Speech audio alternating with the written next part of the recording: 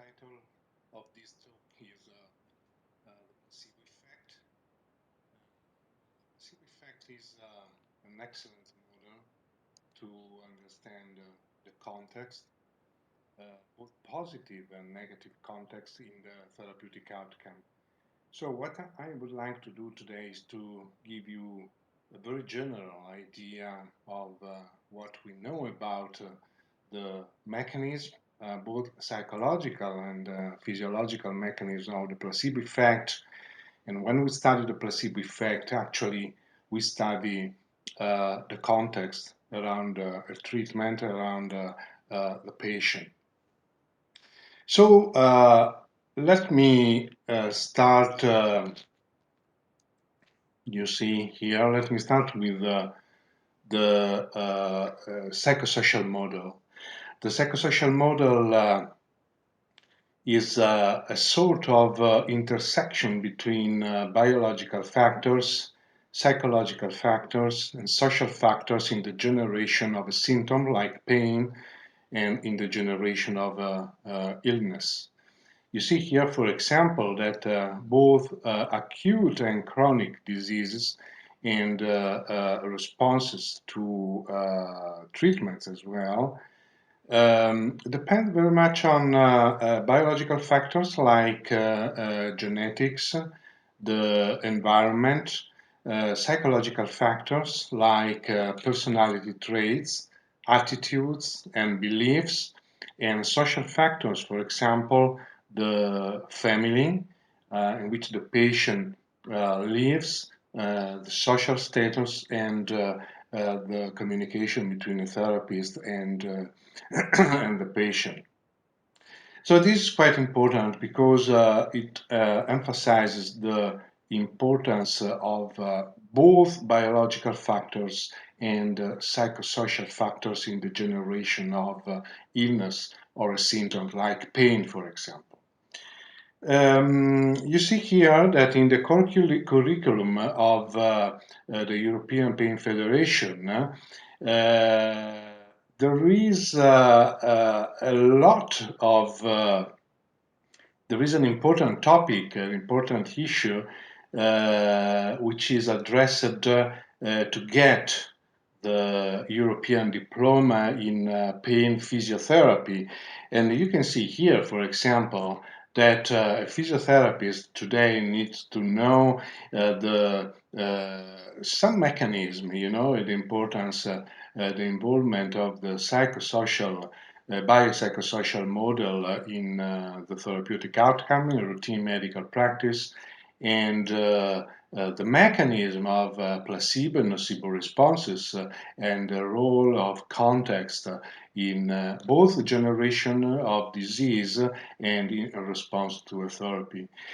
So today, I would like to give you just in 40-45 minutes an idea of the mechanism of placebo nocebo responses and the important role of context in clinical practice. Let me start with the definition, the very definition of placebo. There is a lot of confusion. There is a lot of misconception about these words like placebo, placebo effect, placebo response. So the first question I would like to address is what are we studying exactly when we study the placebo effect? So let me start with the very definition of a drug. So if we ask the question, what is a drug? I mean, it is not very difficult to define a drug. It is very easy.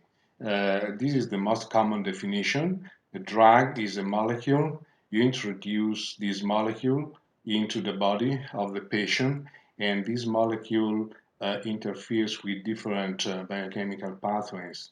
You see here there are some biochemical pathways. It is not important to to specify these pathways, biochemical pathways.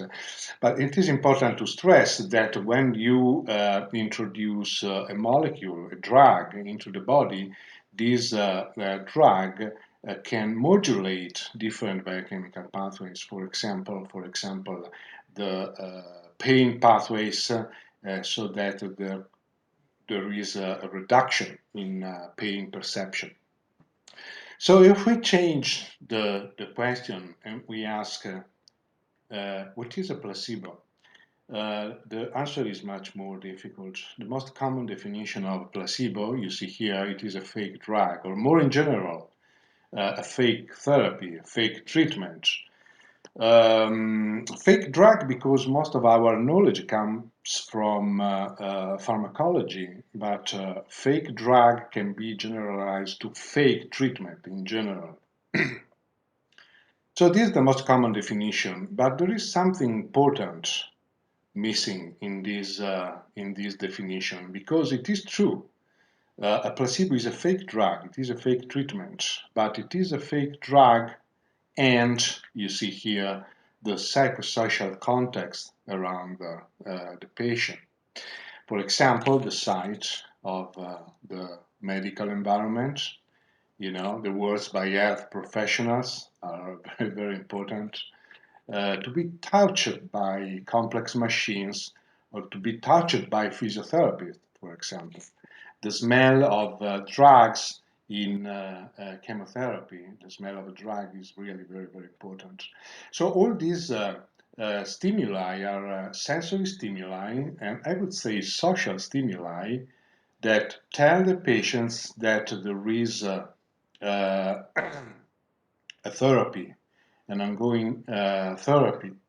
So in a single sentence, we can call all these psychosocial context, you see, the ritual of the therapeutic act. In routine medical practice, there are many rituals.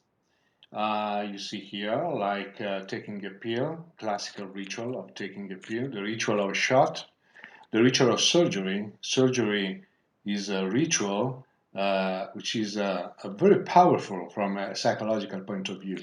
The ritual of calm therapies, complementary alternative medicine therapy like acupuncture, the ritual of medical devices here, the ritual of psychotherapy, the ritual of physiotherapy, and why not the ritual of shamans. Fortunately or unfortunately, it's up to you to decide whether, fortunately or unfortunately, many people believe in shamans. This may have a powerful psychological effect. So let me go back to the definition of drug, because you see here all these rituals, all these psychosocial contexts modulate the same biochemical pathways that are modulated by drugs we give in routine medical practice. For example, just to give you a first example, if we give morphine, morphine is a powerful painkiller. Morphine binds to the morphine receptors, but expectation about receiving morphine, even if you give fresh water, not real morphine, expectation about receiving morphine can modulate the very same morphine receptors. So psychological factors on the one hand and pharmacological agents on the other can act on the very same biochemical pathways, so on the very same receptors. The context is really very important. The brain can be deceived very, very easily by the context. If you change the context, your perception could be completely different. This is a visual example. You see, this is a chessboard, and there are many squares, some black, some white squares. For example, A is the black square, B is the white square. But are you sure that A is black and B is white? Well, let me show you A and B without the context. And you can see here that without the context, actually A and B are the same. They are not different. The context can change completely, and you can perceive, you see here, A as a black square and B as a white square. But actually, they are the same. They are not different. So what does this have to do with a placebo effect? Well, let's replace these two squares with two bottles. There is water inside, tap water inside. It means these bottles are placebos, are fake drugs. But we can change the action of this bottle, of the water inside the bottle, and this water inside the bottle by changing the context. For example, let's start with this bottle. We put this bottle in the right context, you see here, where there is a good relationship, an empathic relationship between the therapist and the patient. And this bottle, this water can acquire therapeutic properties. It is not the water itself, of course, it is a positive psychological effect, what we call placebo effect.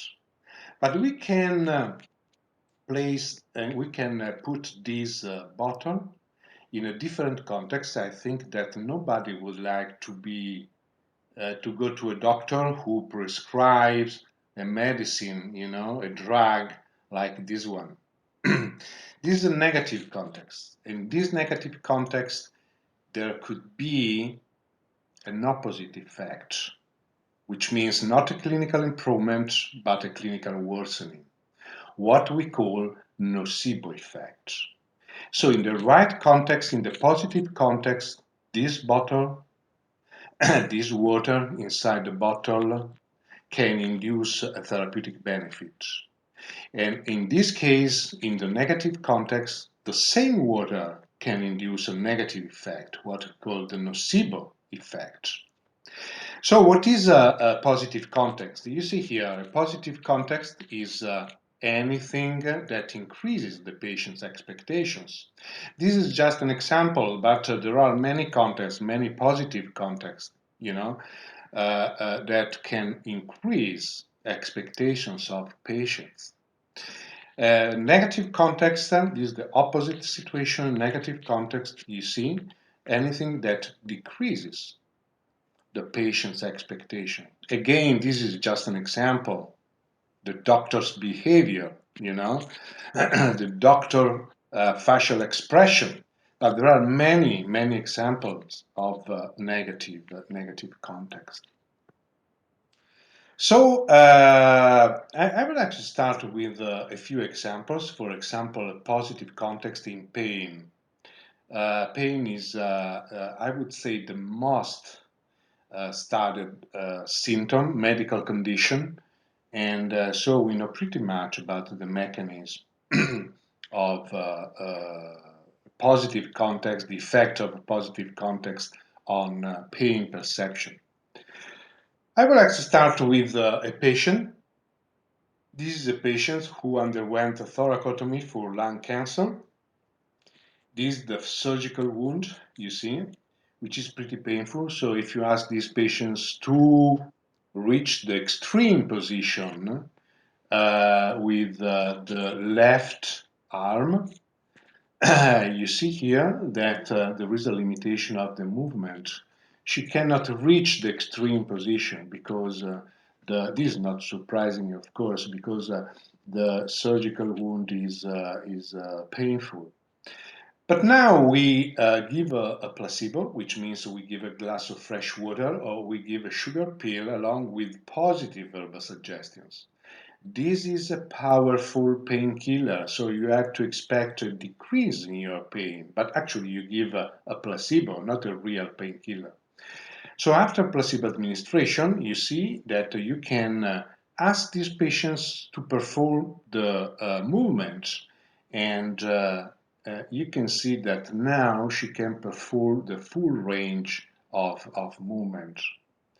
So this is quite surprising after all, because we did not inject any drug, we did not inject any painkiller, we only injected words.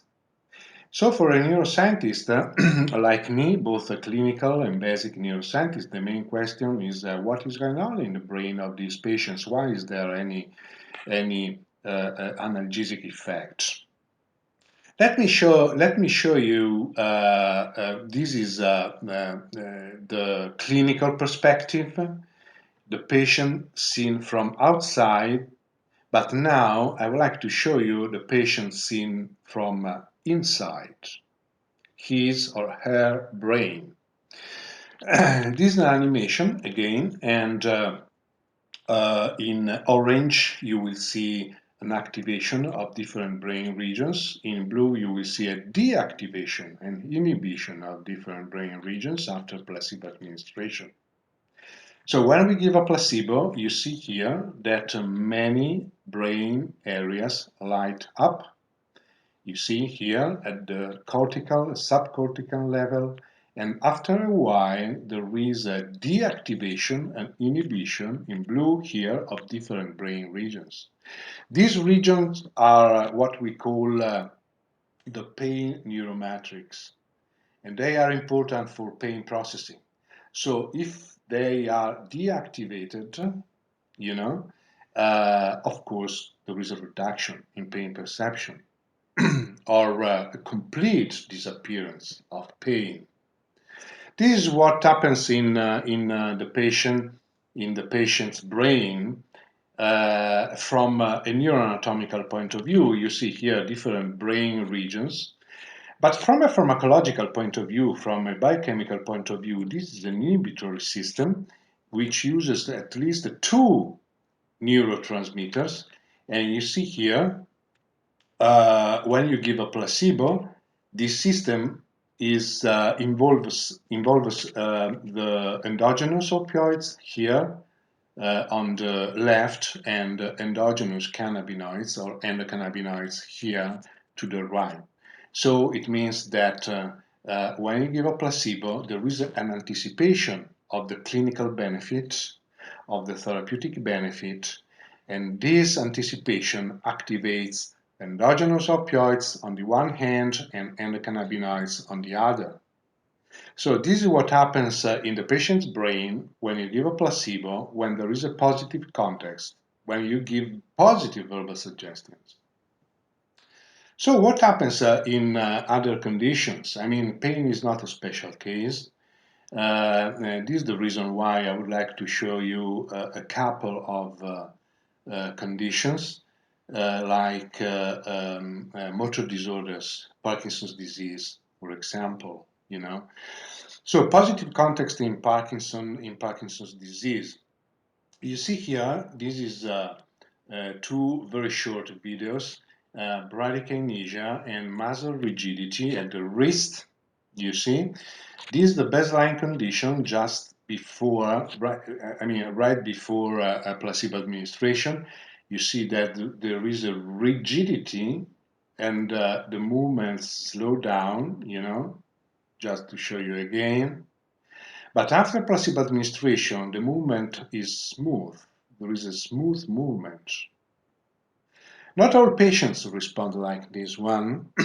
This is a challenge, a future challenge for placebo research to understand why some people respond in this way, some other people do not.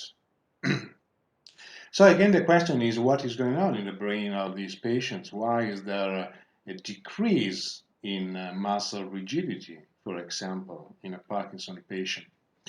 This is a PET study, PET study by using brain imaging. And you see to the right, you see this red spot means red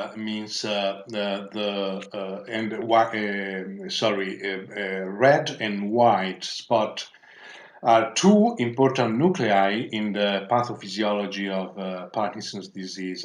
And you can see the baseline condition right before placebo administration and right after, you see, uh, uh, just before, right after placebo administration. You see that there is an increase in the yellow, the yellow spot, which means a release of endogenous dopamine. So in a Parkinson patients, there is a release when there is an anticipation of the therapeutic benefit. There is an increase, a release of endogenous dopamine in these nuclei. These nuclei are the striatum, which are, as I said before, they are very important in the pathophysiology of Parkinson's disease.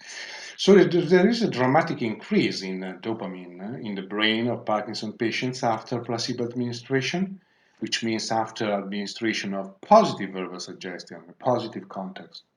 There is a 200% increase in dopamine, which is really a huge increase.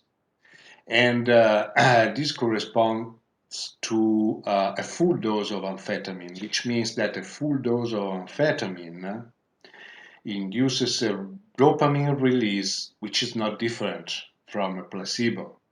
Of course, if you increase the dose of amphetamine, the pharmacological effect is much larger than the psychological effect. But if you consider a single dose of amphetamine, there is no difference between placebo, the verbal suggestions, and the pharmacological effect. This release of dopamine has a very powerful effect on brain activity. Here you see we implant electrodes for deep brain stimulation, which is quite powerful treatment for Parkinson's disease, and this is done in awake patients, so it is possible to record from single neurons. And I would like to show you the effect of a placebo, the effect of a positive context on a single neuron, a single cell, which is due to the release of dopamine. I mean, I give positive verbal suggestions, a placebo. There is a release of dopamine in the brain of a Parkinson patient, and this may have a powerful effect on single neurons. You see here, for example, this is the electrode.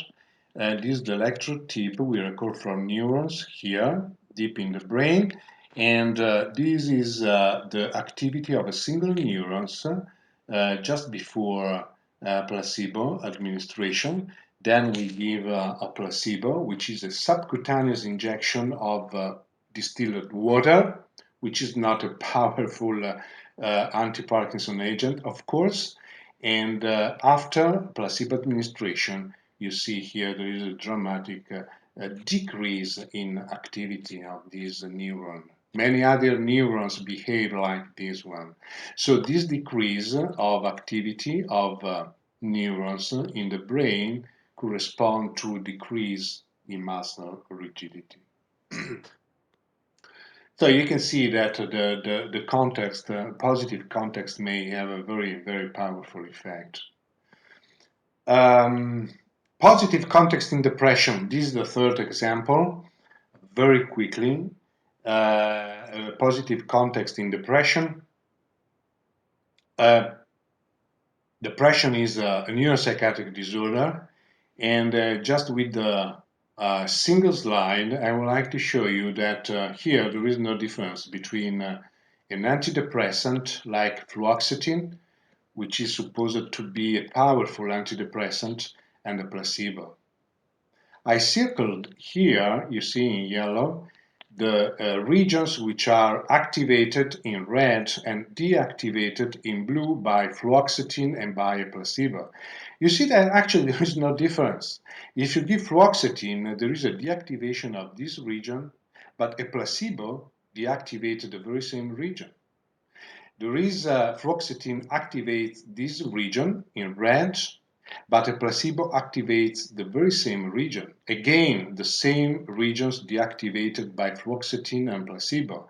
And again here, the same regions deactivated and activated by both fluoxetine and the placebo.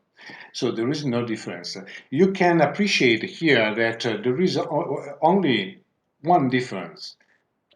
These regions, which are not circled, you see here, these blue in blue and in red, and so placebo does not modulate these regions. So probably the real pharmacological effect of this antidepressant is only on these areas of the brain. The rest is a placebo effect. So, the negative context. So the very same data can be obtained in the opposite context, a negative context. We know much less due to ethical limitation.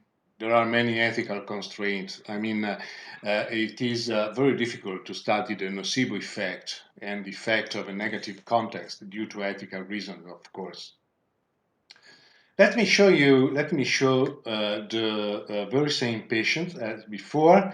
This is the range of movement after thoracotomy. And in this case, we give the very same placebo as before, you know, but, along with negative verbal suggestion. I'm going to give you a powerful hyperalgesic drug. So you have to expect an increase in your pain, and this is what happens when you give a placebo along with negative verbal suggestions. You see that there is a further reduction of the range of movement, what we call nocebo hyperalgesia.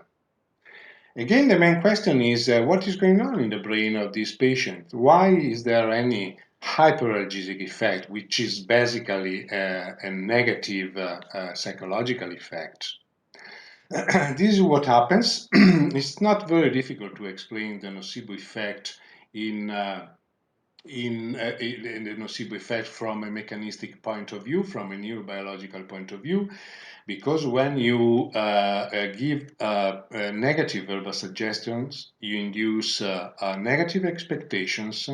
There is an increase in anxiety here in the prefrontal lobes, which are related to the mechanism of what we call anticipatory anxiety. And anxiety induces the activation of at least one neurotransmitter, which is CCK.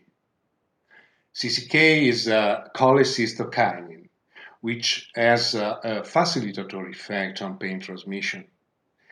So you see that from a psychobiological point of view, it's very easy to explain the nocebo effect. You induce negative expectations, you induce anticipatory anxiety about the impending pain, anticipatory anxiety activates CCK, and CCK is a facilitatory effect on pain transmission, so you perceive more pain, negative psychological effect.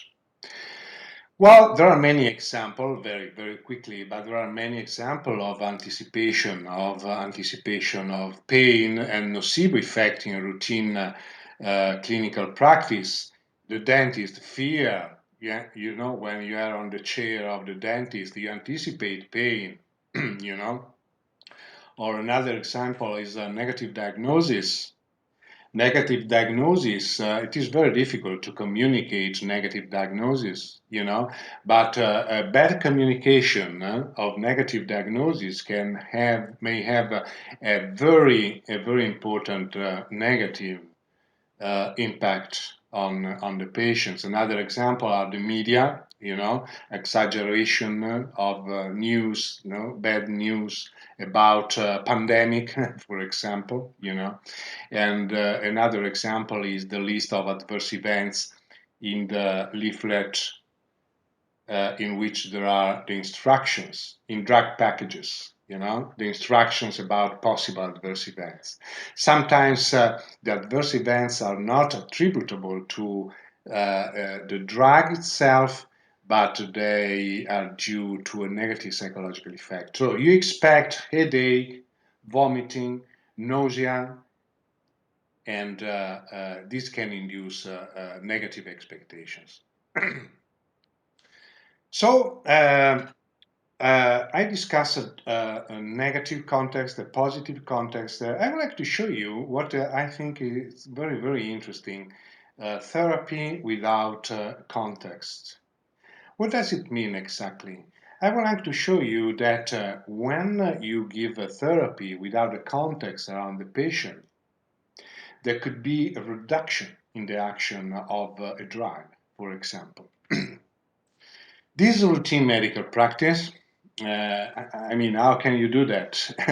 I try to explain how you can give a drug without the context around the patient. This is routine medical practice. Routine medical practice, you see, there is a complex psychosocial context, like there are some syringes, some computers, intravenous lines. The doctor herself is the most important element in the psychosocial context. This is routine medical practice. A doctor is giving a painkiller, and according to routine medical practice, she tells the patient, now I'm going to give you a powerful painkiller, so you have to expect a decrease in your pain. This is a routine clinical practice at the bedside, you know. So the question is, what happens when we give the same drug, the same dose, the same infusion rate? I mean, nothing changes. But we give the drug in this condition, what we call a hidden administration of the drug. The crucial point here is that these patients do not know that any drug is being injected. So they don't have any expectation about the therapeutic outcome. They don't have the psychological component. The question is the drug action the same without the context? Is the drug action the same without the patient's expectations about therapeutic benefit? Let me show you what happens for 4 different painkillers in these 2 conditions. This is what we call an open injection. This is what we call a hidden injection. An open injection is performed by a doctor. According to routine medical practice, a hidden injection is performed by a computer. Again, the crucial point here on the right is that these patients do not know that any drug is being injected, so they don't have any expectation because they don't know that a therapy, a treatment is in progress. Here you will see pain reduction in these two conditions. Yes, uh, uh, the response pain reduction after buprenorphine administration. Buprenorphine is a powerful narcotic drug. You see that an open injection in green is much powerful in reducing pain than a hidden injection. But you can appreciate much better for other painkillers like tramadol here, like ketorolac, like metamizole. For example, for metamizole, you see that a hidden injection, which is performed by a computer, is not effective at all, but an open injection performed by a doctor has a powerful effect on pain reduction. So this difference between the hidden and the open injection is quite interesting because you can separate the pharmacodynamic effect from the psychological effect. The pharmacodynamic effect is represented by the red column here. This is the real pharmacological effect because hidden administration is free of any psychological contamination, of course. In this case, you can see here that the most important part of pain reduction is the psychological effect. Let me show you an animation because you can appreciate much better the difference between an open and a hidden injection. So here, this is a trial which tries to answer this question: is metamizole at this dose, 300 milligrams, effective in post-thymectomy pain? You see here, a group of patients receive an open injection of metamizole according to routine medical practice. Another group of patients receive a hidden injection of metamizole. You see here. They don't know that metamizole is injected, but this is the informed consent. You will receive metamizole, but you don't know when the computer delivers metamizole. This is done according to a double-blind paradigm. So this is the animation you will see here in an open injection here, according to routine medical practice, in this case, the hidden injection by a computer. Here you will see the progression, the time course of pain intensity from 0 to 10. This trial lasts about 6-7 hours. And let's start with the animation. You see, we begin with a pain intensity of about 5. This is the timing of metamizole administration by a doctor and the broken line. And you see that right after metamizole administration, there is a decrease in pain. Here, nothing happens, but somewhere here, the computer is delivering metamizole. So you can see that there is a huge difference between an open and a hidden administration. You see here there is an analgesic effect, here there is no analgesic effect. So at the very end of the trial, the crucial question is, we ask the computer, when did you deliver metamizole? Here, this is the computer response, you see, after 3 hours. And there is no analgesic effect, which means that this is not the effect due to metamizole. It is a psychological effect due to the context, which means to the interaction between the therapist and the patient. If metamizole were really effective, we should see an analgesic effect here as well, of course.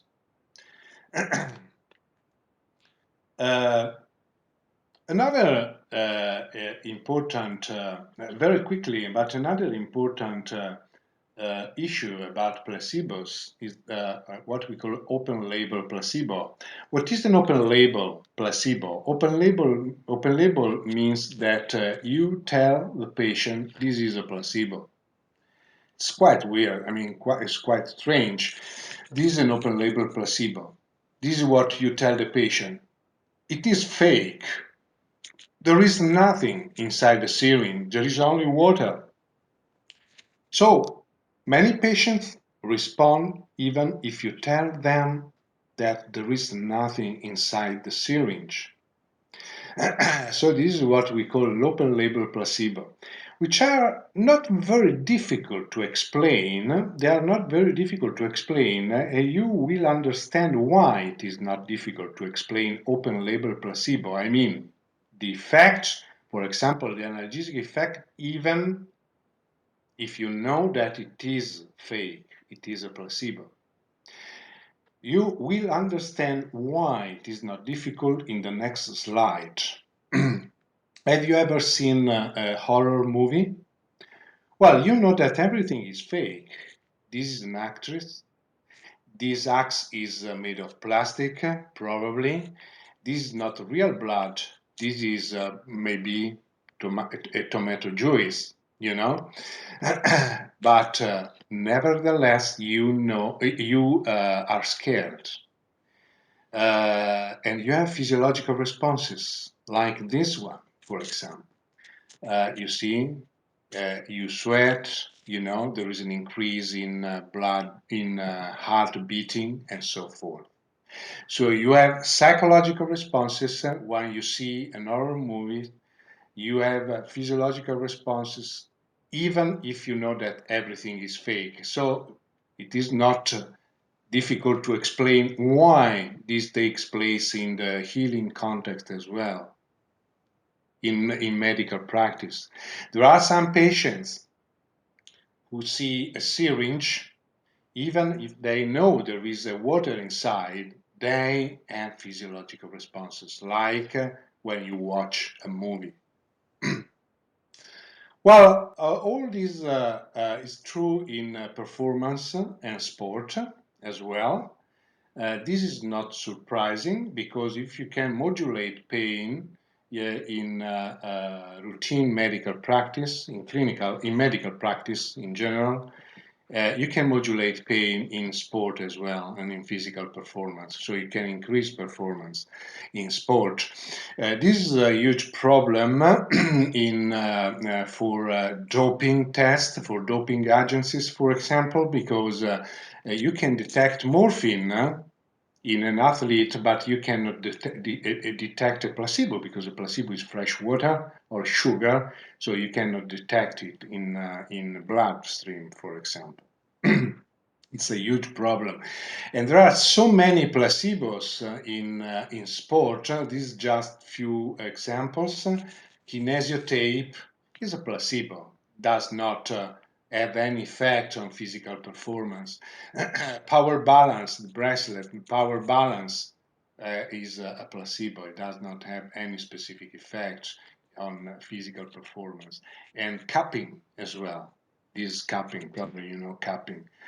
And so there are so many placebo, and this is really a huge problem in sport for anti-doping test. There is a lively discussion about the use of placebo in sports, you know, and there is no solution. I mean, the main question is a placebo a doping in sports? There is no answer so far. There is a hot discussion, hot debate across different disciplines to understand how we can manage placebo to improve physical performance. So the very end of my talk, these are the conclusions. So you see, I hope I was clear to show you how positive context on the one hand and negative context on the other are very, very important in the therapeutic outcome. These are the conclusions. Context matters. Context is really very important. If you manipulate the context around the treatment, both pharmacological or non-pharmacological treatment, if you manipulate the context, you can change the response to a therapy. The second conclusion is that positive context improve the therapeutic outcome. So if you increase the patient's expectation, you can increase the therapeutic benefits and the response to treatment, be it pharmacological or not. And the third conclusion is negative context worsen the therapeutic outcome. So avoid any negative context because your treatment can be much less effective if carried out in within a negative context. So at the very end of my talk, let me show you all my collaborators. All this work comes from an interaction, very close interaction across different disciplines like psychology, neurophysiology, neurology, endocrinology, neuroimaging, neurosurgery for implantation of electrodes for deep brain stimulation. And so thank you very much to all my collaborators and thank you for listening.